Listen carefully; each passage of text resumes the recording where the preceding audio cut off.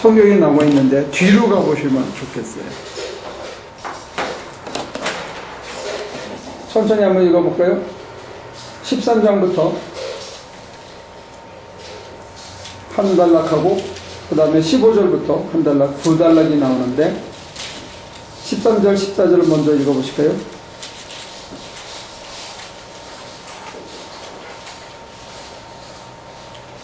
우리는 마땅한 정도 이상으로 자랑을 하려고 하지 않습니다. 우리가 여러분에게까지 다다른 것도 하나님께서 우리에게 정하여 주신 한계 안에서 있는 겁니다. 그러므로 우리는 여러분에게로 가지 못할 사람이 아닙니다. 우리가 여러분에게까지 가서 그리스도의 복음을 전하는 것은 한계를 벗어나서 행동한 것이 아닙니다. 하나님의 무기는, 바울이 갖고 있는 무기는 하나님이 셋업해 준 거예요. 자기가 셋업한 것도 아니에요. 하나님께서 범위를 정해주면 그 범위 안에서 마음껏 그거의 맥시멈을 하는 거예요. 그러나 그걸 넘어서지 않는 겁니다. 어떤 때는 우리가 하나님의 일을 하면서 오버할 때가 있습니다. 자기 생각이 덧붙여질 수 있습니다. 이렇게 하면 하나님이 더 좋아하시겠지, 더 기뻐하시겠지. 사울이 가장 대표적인 실수를 했는데 자기의 생각을 거기다가 첨가하면서 하나님의 이름을 빙자할 수 있는 유혹이 언제나 따릅니다. 그래서 과한 것이 과유불급이다 그래가지고 지나치면 모자라는 것보다 못할 때도 있습니다. 신앙생활에 있어서 헌신과 충성도 자기가 오버하는 수가 있습니다. 자기 형편에 과하게. 그렇게 하면 문제를 일으키고 그게 병이 됩니다. 무슨 얘기인지 아시겠어요? 하나님이 설정한 한계를 분별하는 게 굉장히 중요하다는 거예요. 내 생각에는 지난번에는 이렇게 했으니까 해가지고 하다가 보면 오버하는 수가 있어요. 그러니까 영적으로 긴밀한 교제가 계속 유지되지 않으면 하나님께서 어디까지 한계를 정하셨는지 잊어버리게 됩니다. 그리고 과거에 묻은 문자화된 개념화된 신앙을 계속하면서 그것을 살아있는 하나님으로 오해하게 된다는 거예요. 하나님 살아계셔서 어제 하신 말씀하고 오늘 하신 말씀이 다를 수 있거든요. 출애굽에서는 그것을 이렇게 표현합니다. 구름기둥, 불기둥. 하나님께서 낮에 무슨 기둥으로? 불기둥, 구름기둥. 구름기둥. 밤에는 하나님께서 순서를 바꾸면 잘 안 보이잖아요. 하나님 낮에 하는 방식과 밤에 하는 방식이 다를 수 있습니다. 근데 우리는 하나님은 고정불변한다고 착각할 때가 있는 거예요. 하나님이 내가 초신자 때 요구하시는 것하고 중급신자 때 요구하시는 게 다를 수 있습니다. 더 큰 자유를 주신과 동시에 더 타이트한 기준을 대기도 하십니다. 다른 사람을 향해서 더 관대하기를 요구하신과 동시에 나 자신을 향해서는 더 엄격해지기를 원할 수도 있습니다. 하나님의 잣대가 변한다는 거예요. 자칫 잘못하면 내가 하나님을 앞서서 하나님을 가두는 수가 있습니다. 그래서 하나님의 한계 안에서 관용하고 하나님의 한계 안에서 온유해야 됩니다. 이게 참 어렵습니다. 실천을 있어서는. 왜 어렵느냐? 내가 늘 깨어있지 않으면 이걸 놓치기 십상이거든요. 여러분들의 기도 생활과 여러분들의 순종이 이게 식으면 이게 참 애매해지고 다른데 재미를 팔고 한눈을 팔면 이게 당장 다가오는 거는 불안과 초조와 엉기고 불편하고 짜증나고 승질나는 걸로 다가오기 때문에 하나님의 인도를 내가 따라가기가 참 어렵다는 거예요. 그러니까 우리가 느끼는 거는 불안하고 초조하고 두렵고 이런 감정과 불편하고 뭔가 귀찮고 막 늘어지고 하는 그런 것들이 먼저 느껴지지 하나님을 내가 떠났었다 하는 사실을 내 관심이 딴 데로 쏠렸다는 게 먼저 느껴지지 않는다는 거예요. 바이러스가 보이는 게 아니라 바이러스가 일으키는 증상이 느껴지는 거나 마찬가지일 수 있습니다. 우리에게 심리적인 변동과 변화가 있는 거는 그 증상이 나타난 거지 더 원인은 아니에요. 원인은 우리의 중심이 하나님을 향해서 바라보던 중심이 그 예민한 민감성이 하나님을 향해서 추구하는 것들이 에이 하고 딴 데 이렇게 한눈 힐끗 보는 거기에서부터 시작됐다는 거예요. 근데 그거는 여러분이나 저나 동일하게 당할 수 있습니다. 근데 문제는 한눈 판 게 나라는 거예요. 남이 아니고. 거기 설명이 애매하지 않습니까? 질문 말씀하시죠. 이해가 됩니까? 한눈은 누가 팔았다? 각자 우리가 판 거예요. 그러면 하나님 책임입니까? 우리 때를 써야죠. 하나님의 나를 방치하셨습니까? 내가 한눈 팔 때 빨리 눈을 확 돌려줘야지 왜 방치하셨습니까? 이렇게 떼거지를 쓸 수가 있겠지만 하나님께서 끊임없이 우리를 부르고 있었다는 걸 우리가 놓치는 거예요. 그 순간에 딴 걸 쳐다보고 방만해진 겁니다. 이 정도야. 이까짓 것. 잠깐만. 이번에는 이런 작은 토시 하나가 우리의 그 중심의 자세를 딴 데로 획 돌려가지고 거기에 폭 빠지게 가는 거죠. 그러면 한동안 갑니다. 그러면 그 다음에 내가 잘못 갔는지를 어떻게 하느냐? 내 마음이 엉기기 시작하면서 내 행동을 내가 컨트롤이 안 되면서부터 내가 왜 이러지? 내가 왜 이렇게 자꾸 불안하지? 내가 왜 이렇게 초조하지? 내가 왜 이렇게 자꾸 승질이 나지? 하는 것을 자기 어떤 그 자각을 통해서 증세를 통해서 아는 거지 뿌리는 한참 속에 있다는 거예요. 그래서 이 돌이키기가 참 어려운 것 같아요. 지금 이 고린도 교인들도 이렇게 한번 맛이 간 겁니다. 신령한 은혜에 취했었는데 맛이 간 거예요. 어디서 맛이 갔느냐? 바울의 논리대로 한다면 권위를 잊어버린 거고 온유와 관대함을 잊어버린 거예요. 자기가 한계를 정하기 시작한 거예요. 자기가 자기 삶의 주인의 짓을 하기 시작한 거예요. 그래서 제가 여러분들이 자꾸 어떤 생각이 나면 그 생각을 멈추라는 게 그거예요. 자꾸 자기가 한계를 정해요. 하나님의 한계를 정하는 게 아니고 하나님과 더불어 정하는 게 아니고 내가 정하고 하나님이 힘을 줘서 내가 그걸 넘어설 수 있도록 하나님을 종처럼 부려먹으려는 자세가 우리한테 있어요. 알경으로. 그게 우리를 넘어지게 합니다. 하나님과 더불어 해야 되는 거예요. 질문 있으면 하시죠.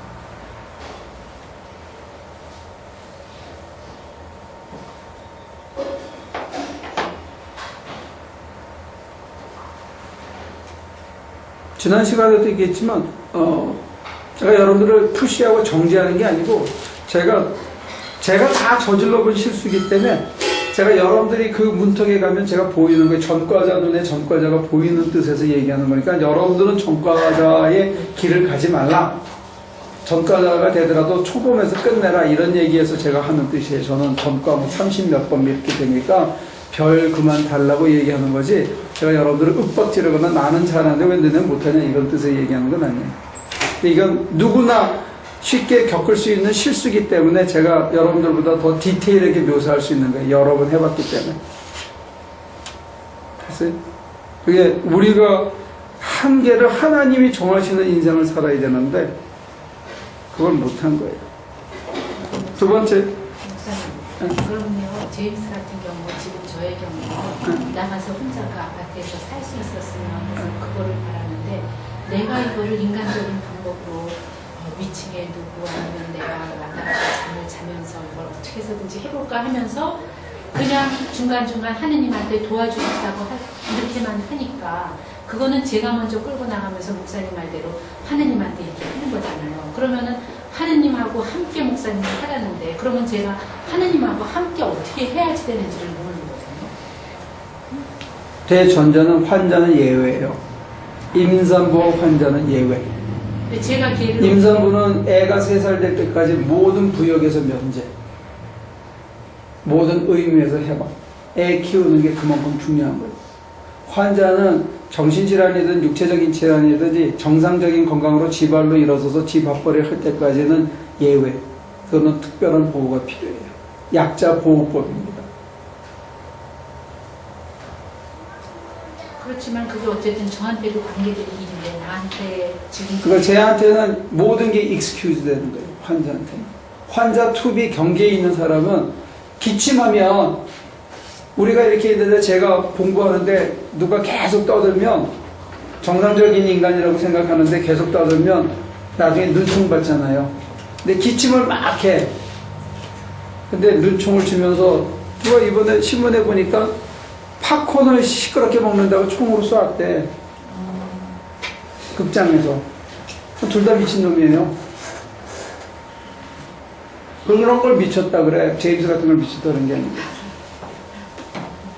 그러니까 이거는 제임스 입장에서 보는 게 아니라 제 입장에서 저는 하나님과 어떻게 관계를 맺으면서 지금 일에서 시작하지 말고요. 아버지하고 부르는 거에서부터 시작해야 되는 거예요. 그래서 아버지의 음성이 들리고 느껴지는 것부터 시작해야 돼요. 그게 된 다음에 물어봐야지 아버지라고 부르지도 않아 평소에는. 그리고 지가 급한데 아버지 하는데 들려? 안 들리잖아요. 그러면 자기 마음대로 해놓고는 나중에 하나님한테 도와달라고 그래. 그 도와줬는지 안 도와줬는지도 사실 잘 몰라.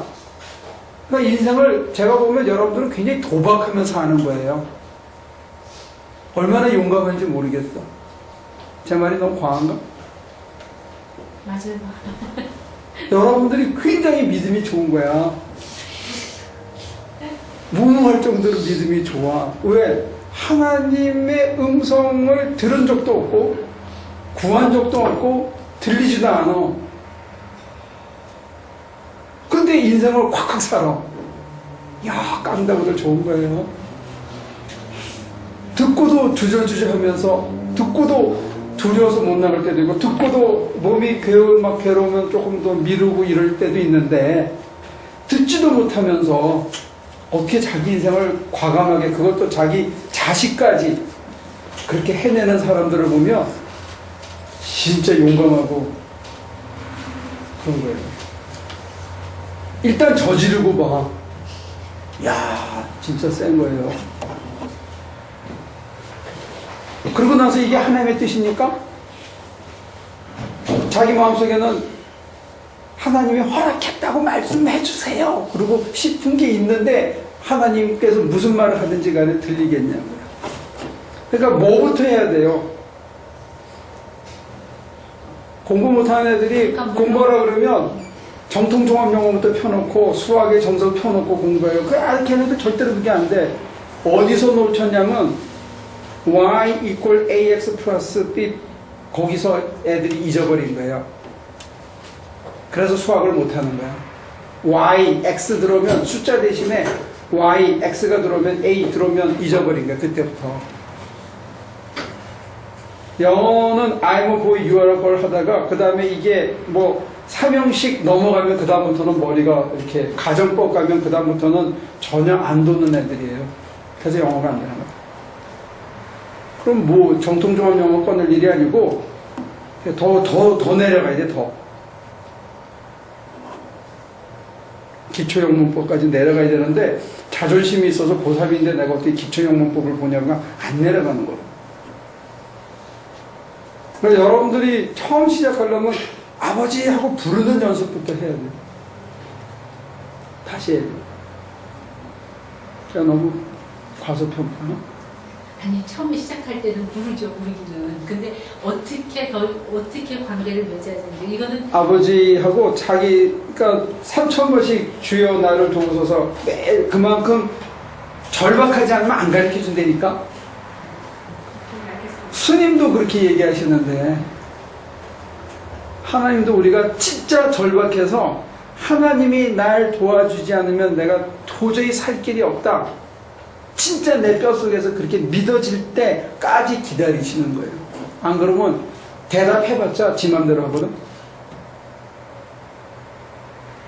다른 할 구멍이 있으면 조금만 더 쉬운 구석이 있으면 우리는 하나님이 가르쳐 주신 방식대로 안 해요. 돈으로 해결할 수 있는 게 이게 제일 쉬운 거예요. 두 번째, 자존심을 조금 굽혀가지고 남에게 부탁해서 남이 해주면 이건 더 쉬운 거예요.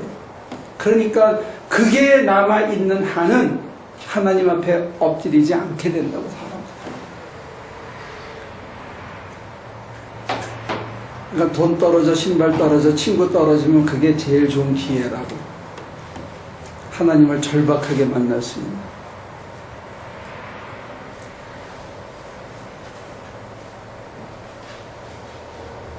그러니까 제가 말씀드리는 게 여러분들이 들으면 역설적으로 들릴 때가 많잖아요. 그죠?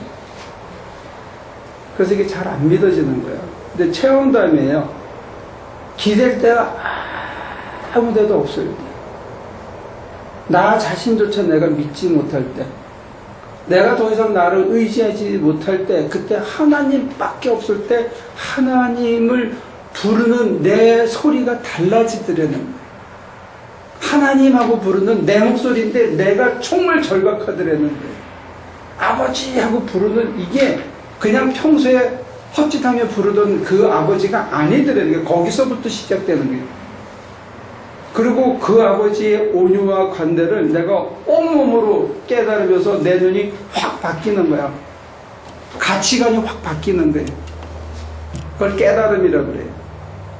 이전에 좋던 건 이제는 값없어지는 순간이 확 와요. 거기서부터 이게 빌드업이 되고 거기서부터 다시 출발해야 돼요. 여러분들은 해본 경험이 있기 때문에 쉽게 다시 하실 수 있어요. 그러고 나서 여쭤보면 느껴지고 들려지기 시작해요. 그리고 해답은 우리가 생각하는 것보다 훨씬 간단하고 단순하고 우리 주변에 이미 있는 것 속에 있다는 거예요. 꼭 하나는 있어요. 둘을 기대하지 말고 해결책이 하나는 거기 그 자리에 숨어 있어요. 하갈이 이제 어떡하냐고 물 떨어졌다고 그러고 다리를 쭉 뻗고 통곡했어. 그것도 애는 저기다가 떨어뜨려 놓고 애 울게 하고 뒤는 통곡을 했어. 하나님께서 눈을 탁 뜨게 하니까 거기서 이렇게 내다 보이는 자리에 샘물이 졸졸 흐르고 있는 이게 상징입니다. 또 하나의 상징은 뭐냐? 젖과 꿀이 흐르는 땅에 가서 갈렙과 여호수아와 모든 사람들이 어깨에 메고 오는 포도송이를 들고 왔어. 근데 어떤 놈은 들어가자 그러고 어떤 놈들은 큰일 났다. 포도송이 굵은 것처럼 저 군사들은 우리보다 머리 하나 크니까 우리 가면 안 된다. 어떤 놈이 맞는 놈이냐면요, 시키는 대로 하는 놈이 맞는 놈이에요. 이게 신뢰예요. 근데 이 고비 넘어가기가 참 힘든 것 같아요. 하나님이 나보다 나를 더 잘하시고 내게 제일 좋은 거 주신다는 것을 내가 수용하는 게 이게 첫 시작이거든요. 근데 이게 내가 빕절기라도 주머니 하나 있을 때는 이게 안 믿어져. 빕절기 한 입이 더 의지가 되지 그게 안 믿어진다. 물 떨어져, 고기 떨어져, 신발 떨어져 다 떨어져야 그때 기댈 데가 없어야 받아들여지는. 이게 우리가 참 어떤 때는 자존심이 상해. 나는 인간이 이게 뭐야 이게.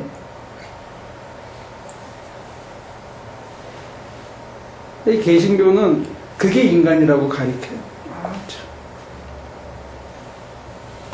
그러니까 하나님께서 우리 안고 짓는 데는 이게 인간이겠다. 거기서 출발하고 매일매일 묵묵히 맺겨진 것을 한 달, 두 달, 석 달 하다 보면 가슴에 이렇게 지그시 눈덩이처럼 뭉쳐지는 게 있어요. 이렇게 해야만 하겠다 하는 그 중압감이 나한테 와요. 그러면서 옛날 같으면 도저히 생각도 못하고 상상도 할 수 없는 그건 그 방법인데 네 알았어요 하고 그냥 순종하게 됩니다. 제 입소문은 1+1은 얼마예요? 그러는데 갑자기 철학을 얘기하니까 이게 대답이 안 되겠지, 그죠? 하나님의 뜻이 뭐예요? 가야 돼요? 그 2층에 올라가고 내가 따라가야 말아야 돼요? 예스과 노과를 묻는데 저는 예스과 노과를 대답하는 게 아니고 정말로 아버지하고 다시 불러보기 시작해요. 그러면 예스과 노과가 아니고 1층으로 갈까 2층으로 갈까 아니고 마장동으로 가라 그렇게 대답하신다니까 하나님께서. 가기 싫은데 어떻게? 그거 안 알고 싶은 거야 하나님 뜻이. 하나님 얘기해 줄까 봐 싫은 거예요. 우리가 하나님 뜻을 구해야 한다고 말을 해. 근데 실제로 들으면 자존심도 상하고 버려야 될 것도 많고 신세 조진 것 같고. 그래서 처음부터 출발해야 되는 게 하나님의 음성을 듣고 이해하고 하나님이 옳다 하는 이게 다져진 다음에 그 다음에 태산을 움직일 수 있는 길이 열리는데 그 길은 지금 제임스 엄마가 생각하는 2층으로 가고 1층으로 가고 집에 두고 하는 그것이 아닌 제3의 방식이 보인다. 그게 하나님의 길이에요. 그래서 나는 누가 저한테 이메일 보내서 제가 뭐 어젯밤에 꿈을 꾸고 기도하다가 하나님의 뜻을 발견한 것 같아요. 그러면 안 믿어.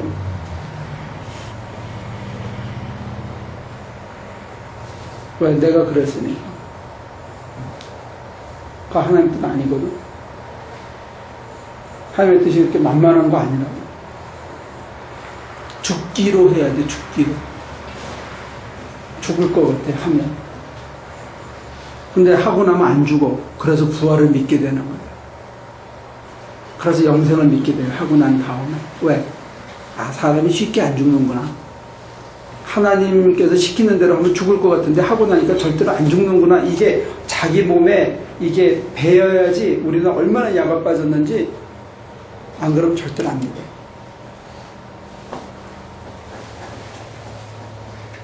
더 얘기해요? 더 얘기하면 잔소리처럼 되겠지? 예화가 필요해 아니면 설명이 부족해요?